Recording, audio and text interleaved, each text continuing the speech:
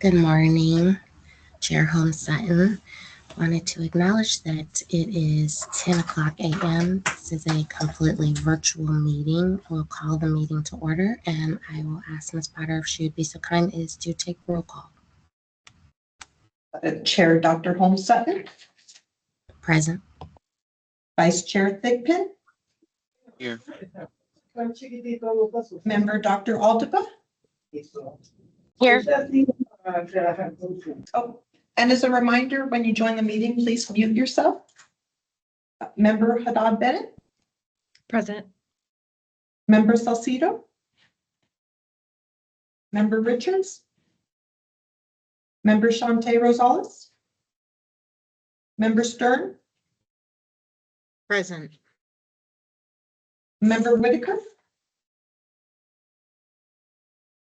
Student Representative Burry.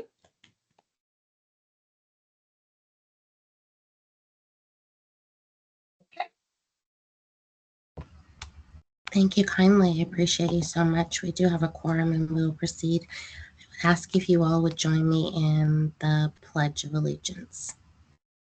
I pledge allegiance to the flag of the United States of America and to the republic for which it stands, one nation, under God, indivisible, with liberty and justice for all.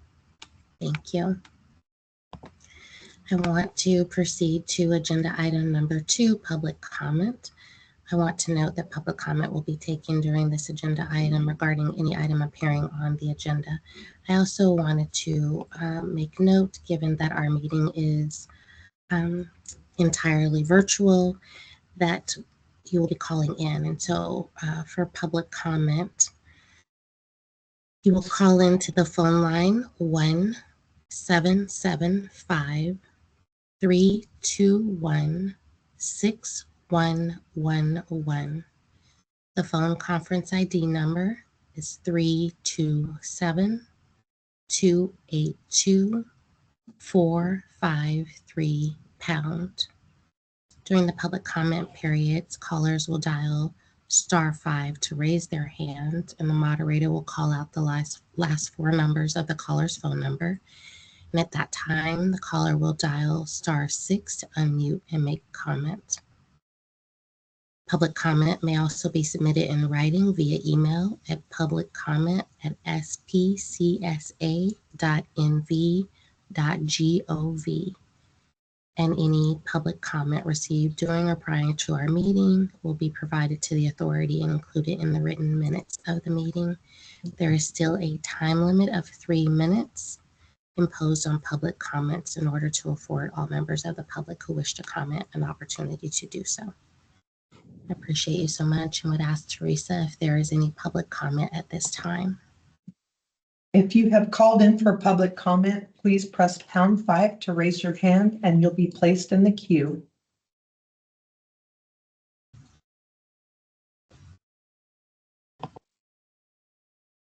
We have no public comment at this time. Thank you. I appreciate you. I will move us to agenda item number 3, approval of the consent agenda, acknowledging the January 24th, 2025 SPCSA meeting action minutes, as well as B, the charter school contract amendment applications with reductions from enrollment caps for Civica Explore Academy, Nevada State High School Flagship, Nevada State High School Meadowwood, Southern Nevada Trades High School, Young Women's Leadership Academy. May I have a motion? So moved. Second. Thank you. All those in favor of the motion to approve the consent agenda, please indicate by saying aye. Aye. Aye. Aye. Any in opposition? Any abstentions? The motion carries. May I also, Chair Holmes-Sutton, may I also note that our student representative has joined us this morning. Welcome. Thank you for being here, Matthew. We appreciate you. Thank you. I will move us to agenda item number 4, charter school contract amendment applications, and defer to Mr. Peltier. Thank you, Dr. Holmes-Sutton. Danny Peltier for the record. The first agenda item for the contract amendment today is Pioneer Technology and Arts Academy of Nevada. They've submitted an amendment application requesting that the SPCSA grant a good cause exemption and approve the request to modify grade level offerings in year 1 and year 2, co-locate with Future Edge Charter Academy in year 1 and year 2, and enter into an articulation agreement with Future Edge for 8th grade students enrolled at Future Edge. According to the amendment application, PTAA proposes to launch with grades 6 through 10 instead of K through 8 in the 25-26 school year. PTAA plans for a phased expansions to grades 6 through 11 in year 2 and full K through 12 implementation by year 3. PTAA determined that affordable long-term school facilities remain limited in Las Vegas, and the opportunity to co-locate with Future Edge Academy was identified as the most viable solution. PTAA noted that the co-location agreement was finalized later than anticipated, requiring PTAA to adjust its grade level configuration to align with Future Edge's existing student population and enrollment pipeline.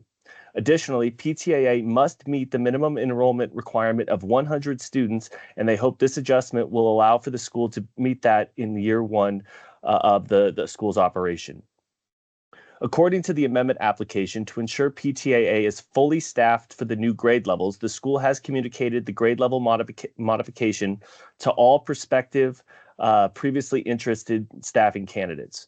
Any staff members who would qualify and were in the hiring pipeline for the originally planned K through 8 model have been informed of the new grade structure and given the opportunity to remain in the hiring process for middle and high school positions if eligible. From March to April 2025, initial job postings will be published and outreach to local and national teacher networks will begin. In April 25, PTAA will conduct interviews and extend offers to the first round of teachers with a focus on securing core subject and STEAM instructors. Regarding the co-location with Future Edge, PTAA secured a sublease with the Future Edge Charter Academy, which the school hopes will allow for a cost-effective launch that maximizes resources and supports sustainable expansion. PTAA noted that this co-location will allow the school to launch on time in a fully equipped educational environment. PTAA will use existing services such as internet infrastructure, food services, maintenance, and janitorial work through its sublease with Future Edge. According to the amendment application, PTAA has not yet formally engaged parents and community members in the grade level modification process, but direct input has been gathered from Future Edge's current 8th grade students and their families, who were asked whether they would be interested in continuing to 9th grade at PTAA in the grade level if the grade level modification is approved. The second request PTAA has included in their amendment application is an articulation agreement with Future Edge. As previously noted, PTAA is requesting to allow for priority enrollment for 8th grade students currently enrolled at Future Edge to enroll at PTAA. According to the amendment application, the lottery policy for PTAA will remain largely unchanged from its original submission in the charter application to the SPCSA. However, a key update is that 8th grade students currently enrolled at Future Edge will receive a priority enrollment at PTAA under the updated articulation agreement. This policy will be in effect for the 2025-26 and 2026-27 school years. Regarding the amendment request, SPCSA staff is recommending approval, but does have concerns regarding the timing and the viability of the plan.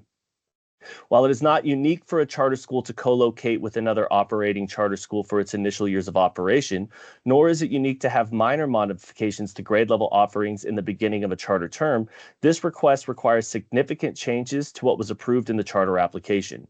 Additionally, due to the timing of the request, SPCSA does have concern regarding PTA's ability to completely alter the grade level offerings going from K through 8 to 6 through 10 and manage to ensure the school can meet its year 1 enrollment requirements and ensure proper staffing for the upper high school grades.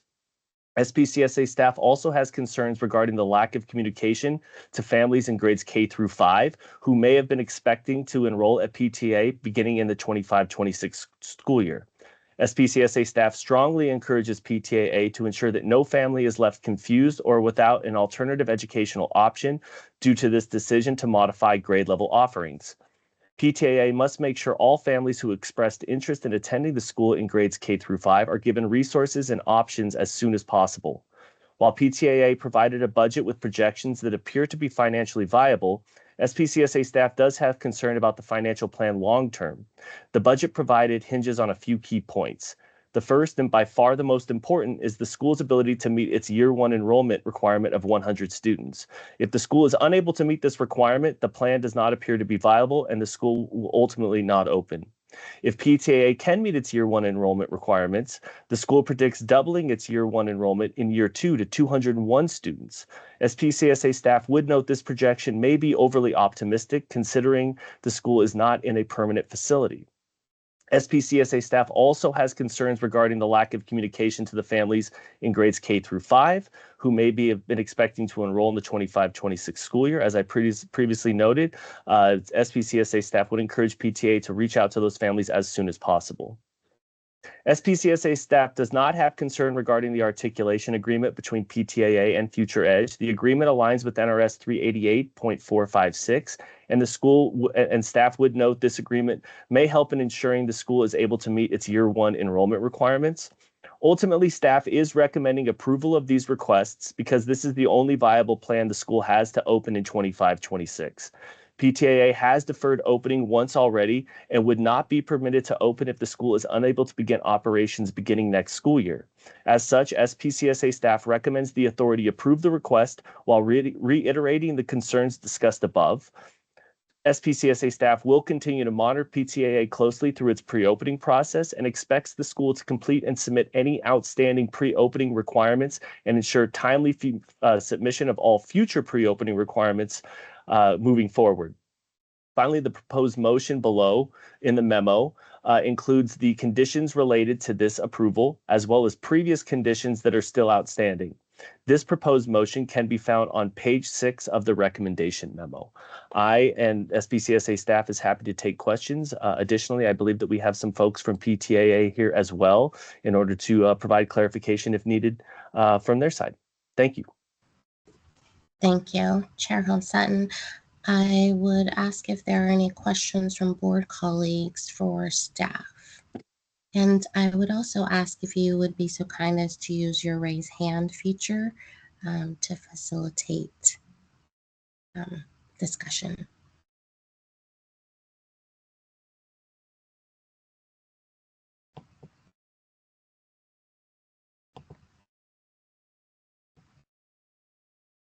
I appreciate you. I am simply toggling through all of the screens to make sure that I haven't missed anyone.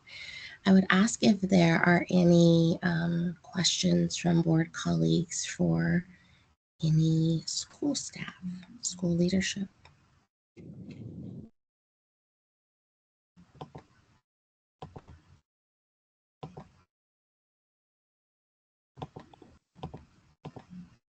Member Stern has raised her hand, Madam Chair. Thank you kindly, Member Stern.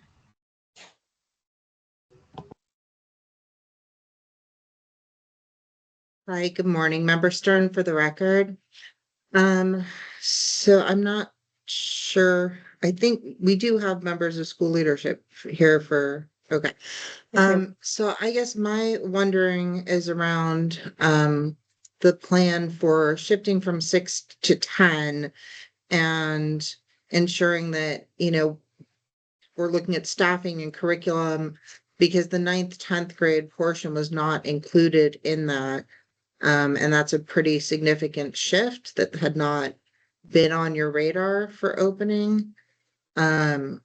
So do you have in place, in addition to hiring the staff, plans to be able to successfully implement, especially at high school, we're talking about transcripts and things where we're talking about college and those related issues. Middle school certainly important as well, but it is a significant shift.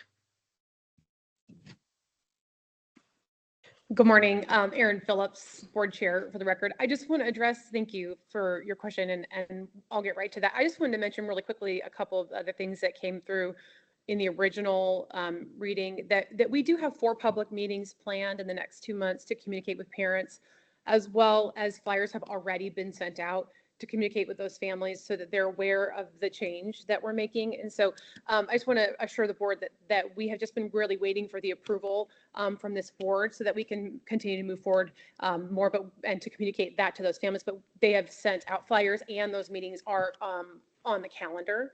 And then also all items are up to date right now for pre-opening compliance. So that's something I just wanted to mention as well. So thank you. But just really quickly, and I may actually bring in one of the other board members on this question as far as the staffing for 9th and 10th. But just to be really clear, I just want to also make a mention that we were originally approved for K through 12. That was our original charter approval. And then, we were, the intention was to open as a K through 8 model. And then again, this is also, as far as the first 2 years go, we're going to continue expanding. So we just wanted to make sure that this was a sustainable launch, and that, we weren't, because we couldn't really find the necessary facilities based on just the market, which I'm sure you guys are well aware of. We wanted to make sure that we were having good stewardship with what we were given, and that we are opening in a safe and really smart way. So we didn't, so that we can continue to be sustainable long term. That being said, to address your question, Ms. Stern, can I have one of my other board members, Shabam, do you want to speak to the staffing on the 9th and 10th, the question that Ms. Stern had? Yes, for sure. I know Mr. Hernandez also has her hand raised. Mr. Hernandez, do you want to talk first before I jump in? Sure. Through the chair, first of all, good morning to all of the board members, and honored to be here with you.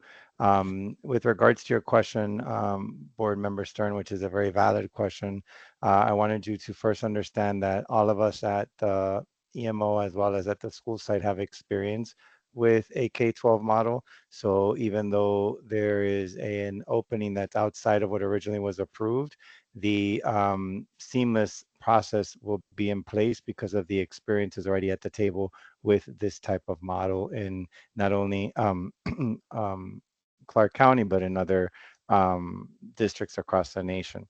I also wanted to let you know that the curriculum that has been selected for the program when the original application was approved has already been contacted. The vendors were contacted to get POs and quotes to be ready, so that once this approval, if we were fortunate to have it approved, we would be able to proceed. So all of that proactive work has already been done. And with regards to the staffing, because our job descriptions for secondary positions have already been established in interviewing for other sites, the same job descriptions would be posted, and we would be able to quickly do our job fair process. We do a job fair systematic process where we schedule different times during the week for interested parties to come get an orientation on the site. We do collective interviews, and we hire from there qualified individuals. And we also have a partnership with local staffing agencies to be able to assist in the process, which they've helped other sites that we're part of managing. With regards to the professional development and your question around the preparation of the staff, we are national professional developers, and we work with teachers, including teachers in Clark County, to support and train them on pedagogical experiences. So we are familiar with that, and we understand all of the college preparation that goes into preparing a high school student from ninth grade up. We do orientations in ninth grade in all of the sites that have K to 12, so parents are aware of graduation requirements, college entry requirements, and all of those components, so that when they are starting their journey, they are ready to go. And because it is a 610, we start those conversations early because we want to build that college experience already from the beginning. Plus, we believe in acceleration. So accelerating the students from middle school to be ready to access dual enrollment through the partnerships we have with the university is something that we already have in place. So though as an educator myself, I understand your concern and your question. It's a very valid one. I wanted you to be rest assured that there's enough experience at the table to be able to meet those needs. And board member Stern, sorry, go ahead, please. Just to piggyback on that, also, we, like Mr. Hernandez was saying, we already have a couple of universities and colleges is lined up for dual credit. So when we were trying to make this shift, we already started reaching out to them as well. We already have the agreements with them that was submitted, but we are trying to make sure that before the launch, everything will be lined up so that dual credit also is in place for the students that are coming into high school. And we already created the draft schedule, Board Member Stern, for the students already. So we have all that ready so that if today the board approves, we were ready to move forward tomorrow, if not after this meeting, hit the ground running. So we have even the curriculum bulletin for our middle and high school students ready to release to all interested family members, including the articulated agreement with Future Edge. There's eighth graders so that they're aware what they have access to in ninth grade. And I also wanted to address the question earlier about the K-5 parents. Those interested parties were already spoken to, and we did work with the co-located building that does have a K-5 program to offer those parents the opportunity to register there since we were not opening. So it worked out to give them the opportunity. It was still in the same facility so that they would be able to access, particularly because there's parents that have siblings, to the question that one of the board members had. So it would still allow them to bring their sibling concept because the school is right across the wall, if that makes sense. So it really worked out for the families. I just wanted to update you on that as well.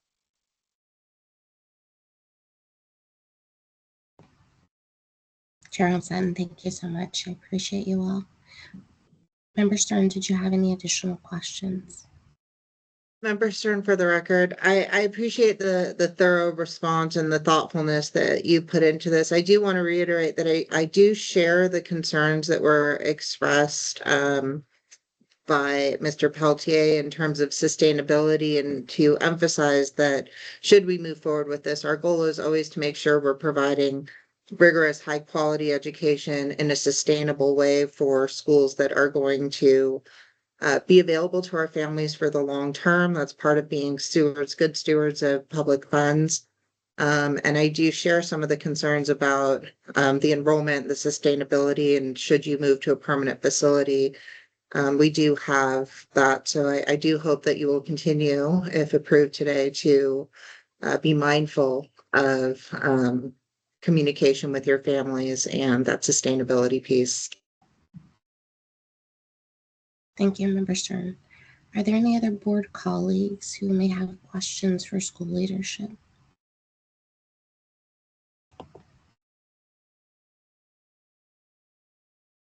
We've got a hand up. You want to go ahead? Chair Holmes Sutton, I think another member of the school team has their hand up, Dr. Greta.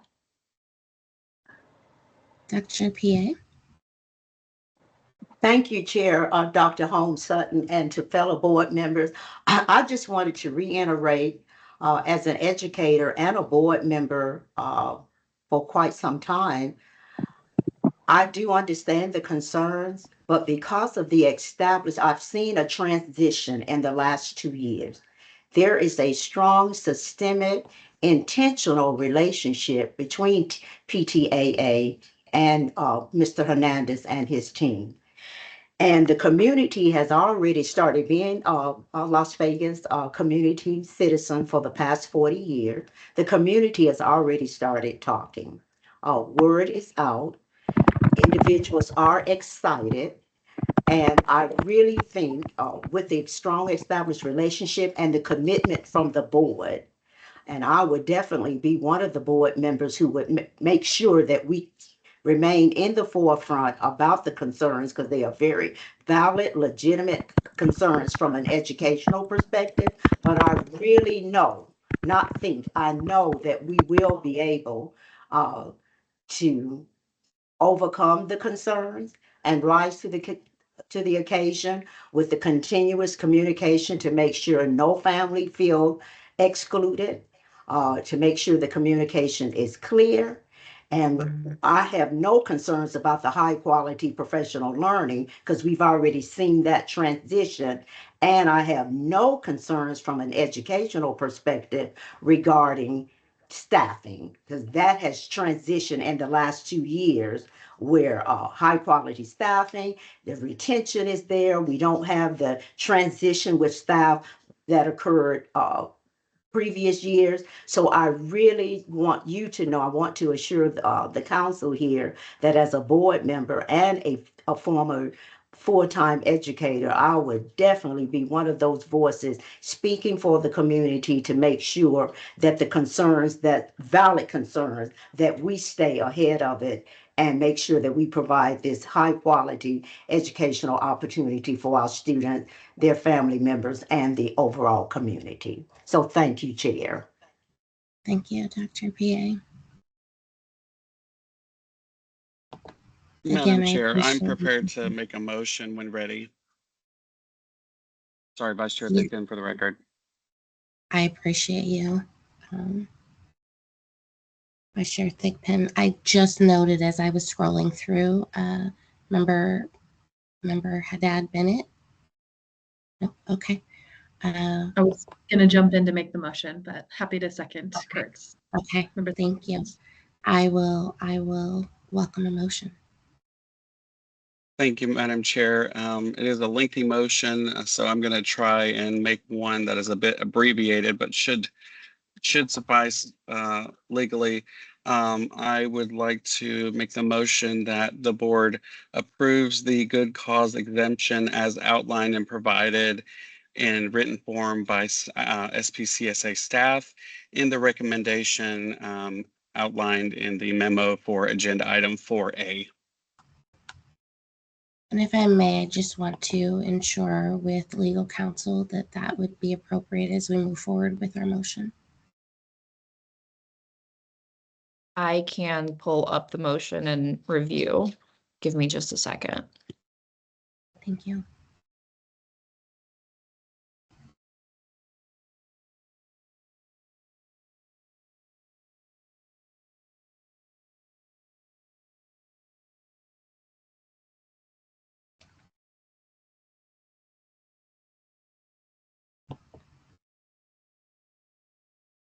Member Thigpen, could you also just state that the timeline as proposed in the written motion that you would vote on that as well?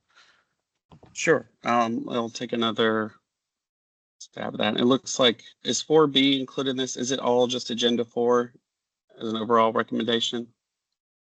We're looking at 4A. Okay, Vice just Chair. double checking. I was looking back at a different screen. Okay, so I move that we grant the good cause exemption as outlined by staff's written recommendation for agenda item 4A, including the enrollment cap and outlined timeline. Thank you. May I have a second? Member Haddad Bennett, I'll second. Thank you. All those in favor of the motion, please indicate by saying aye. Aye. Aye. Any in opposition? Any abstentions? The motion carries. The motion passes. Thank you so much. I will move us to agenda item 4B. Mr. Peltier. Thank you, Chair. Again, Danny Peltier for the record. Future Edge Charter Academy has submitted an amendment application requesting that the SPCSA grant a good cause exemption and approve the school to enter into an articulation agreement with Pioneer Technology and Arts Academy of Nevada. Future Edge was approved to transfer sponsorship from Clark County School District to the SPCSA beginning in the 25-26 school year.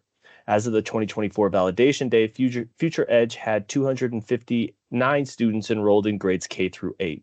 As I noted in the previous agenda item, this request by Future Edge aligns their enrollment policy with PTAA's in order to implement the articulation agreement between the two schools.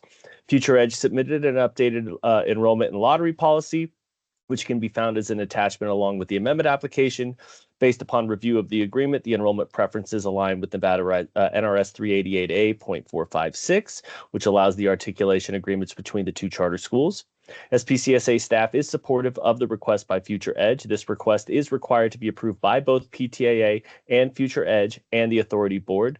The academic model, along with operations of the school, will not change based upon this articulation agreement, and the agreement will allow for an additional option for 8th grade students matriculating out of Future Edge's K through 7, or K through 8 school. Sorry. A proposed motion can be found on page 3 of your recommendation memo.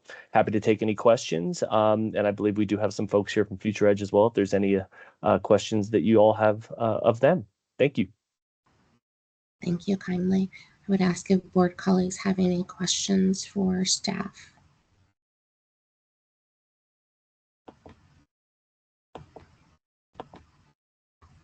Do board colleagues have any questions for school leadership?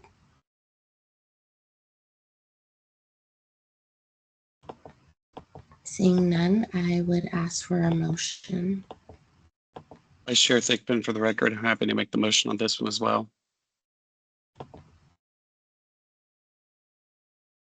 Oh, go ahead. I was saying thank you. All right, I move that we approve the grant cause exemption request and approve Future Edge's request to enter into an articulation agreement with PTAAN for 8th grade students for the 2025, 2026, and 2026-27 school years with the following condition. By May 1st, 2025, Future Edge provides evidence that PTAAN and Future Edge Charter Academy have each hired their own school leader and that each school leader is employed at the school they are identified to lead. I also am including as part of my motion the approval of the enrollment cap as outlined in the memo. Thank you. May I have a second? Board Member Aldava, second. Thank you. All those in favor, please indicate by saying aye. Aye. Aye. Aye. Aye. Any in opposition? Any abstentions? The motion carries. Thank you. I appreciate you. I will transition us to agenda item number 5 and defer to Executive Director McAdam. Thank you, Chair Holmes Sutton. I'm going to provide you a little brief history of the revolving loan. The revolving loan was created back in 2001, before even the SPCSA was created, in an effort to provide low interest capital to charter schools during their incubation period and to improve existing charter schools.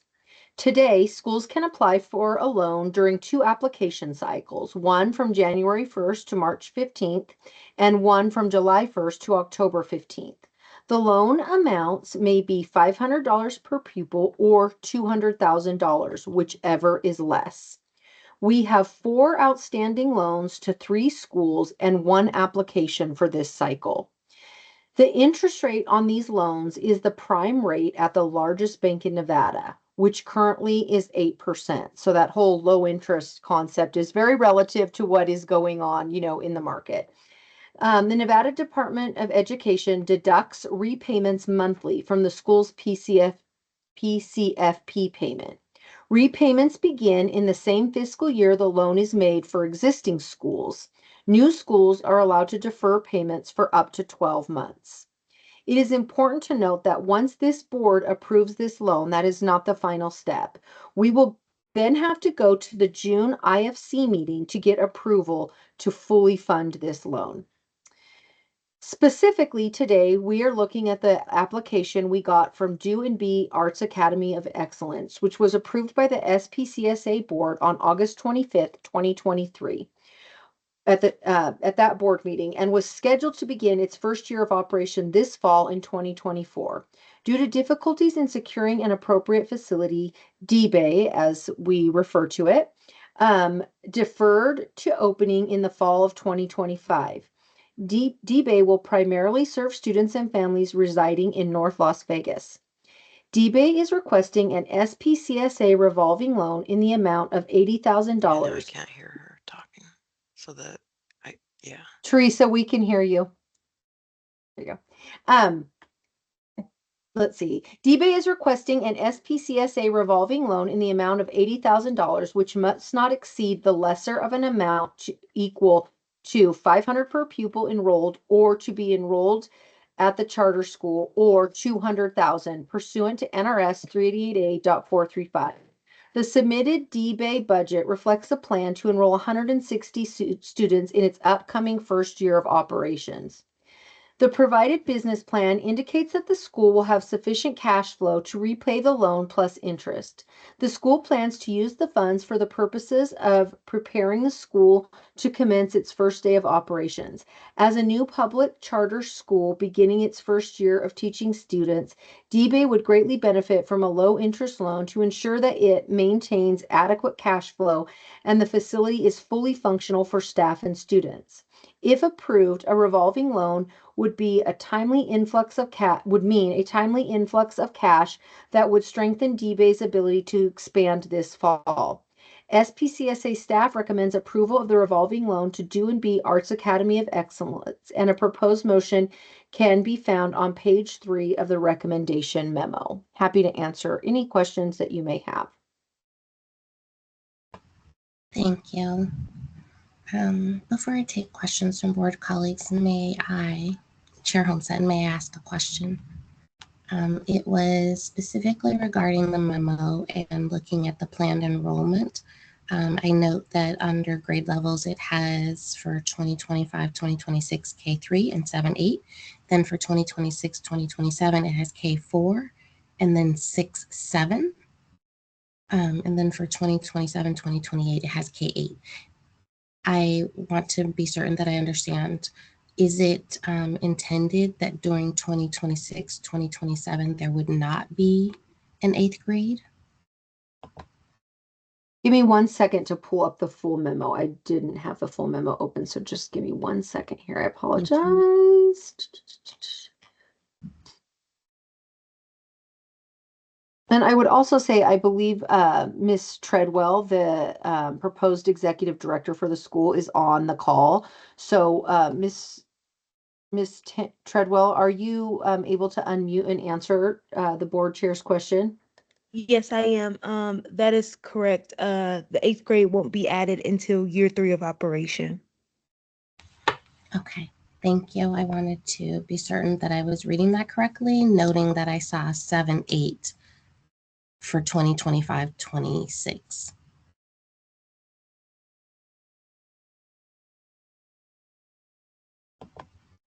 Sham, I actually think that is a mistake in the memo. Sham, can you confirm on the record what grades you are intending to open with next year in 25-26? Grades D-Bay intends to open with for 25-26 is kindergarten through 3rd grade and 6th and 7th, which means that we still have to submit a formal amendment of our grade levels.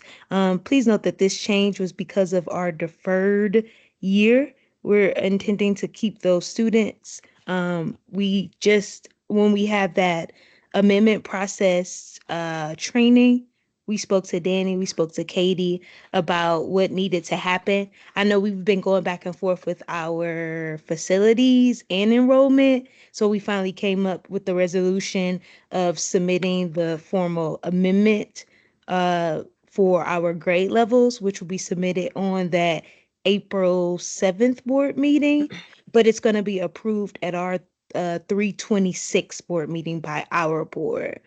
So not to confuse the board, I know Yeah, what Sham is talking about. So essentially, they were originally approved to serve K2.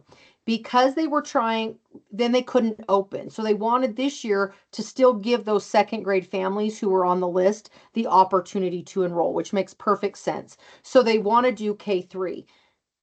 They have not put in the amendment for that yet, and that is forthcoming. But that, to Tanya's point, really wasn't exactly the question. There is a typo in this memo, Tanya. It should be grades K3 and 6-7 in year 25-26, grades K4 and 6-7 in 26-27, and then K8 in 27-28. So they'll roll up 5th grade and 8th grade in that year. So that there is a typo. So thank you for clarifying that, Chair Holmes Sutton. Chair Holmes Sutton, thank you. I Board appreciate member, it. Please. sorry, I Thank forgot to raise you. my hand. Board member Andava, so but the numbers stay the same, correct? Yes, There's the no change numbers in will the stay numbers. the same. Okay, Yeah. thank you. Thank you. Are there any additional questions from board colleagues for It looks like Member Stern has a question. Member Stern, please? Member Stern, for the record, not a question, just something I wanted to put on the record that I do know 2 of the board members for D-Bay, but I believe that I can still be impartial in this matter and make a decision that's in the best interest of the SPCSA. I did, however, want to put that on the record. Thank you, Member Stern. I would ask if there are any additional questions from board colleagues for staff and or school leadership. Vice Chair Thigpen. Thank you, Vice Chair Thigpen. For the record, when we're making the motion, do we need to mention the updated, the correction to the typo, or are we just improving the loan fund application? Yeah, I think it's fine to just approve the motion because again, they're going to have to bring forth an amendment to add that 3rd grade in. It'll be on the next board meeting agenda, so I think we can get that all straightened around at that time. Okay, in that case, I'm prepared to make a motion. Before you do that, Vice Chair Thigpen, my apologies. I saw Miss King Powell come onto screen. I just wanted to make certain if she needed to weigh in, we had permitted the opportunity for that to happen. Samantha King Powell, for the record. Yes, Melissa is correct. We don't need to talk about the enrollment at this time. Just the proposed motion is fine. Thank you kindly. Chair Holmes Sutton, right. Vice Chair Thigpen, I would welcome your motion. Thank you, Vice Chair Thigpen. For the record, I move that we approve the DNB revolving loan fund application for $80,000. Allow SPCSA staff to work with the school to make budget revisions based on the available balance in the revolving loan account and the number of students enrolled, as long as the total funding does not exceed the lesser of $200,000 or $500 per student enrolled at time of funds disbursement. Member Stern, I'll second. Thank you. All those in favor, please indicate by saying aye. Aye. Aye. Any in opposition? Any abstentions? The motion carries. Thank you. I will transition us to agenda item number 6, our second public comment. Again, noting that public comment will be taken during this agenda item on any matter not on the agenda. I also wanted to ensure that everyone had access, given we're at a completely virtual meeting. And so public comment can be provided by calling 775-321-6111. Phone conference ID 327-282-453 #. I would ask Ms. Potter if we have any public comment. If you have called in for public comment, please press #5 to raise your hand.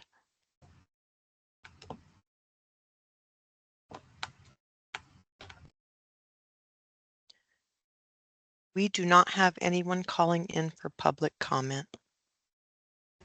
I appreciate you so much. I appreciate each of you. I will note that the time is 10:43 and would adjourn our meeting at this time. Thank you Thanks, for your everyone. flexibility. Thank you, everybody. Thank you.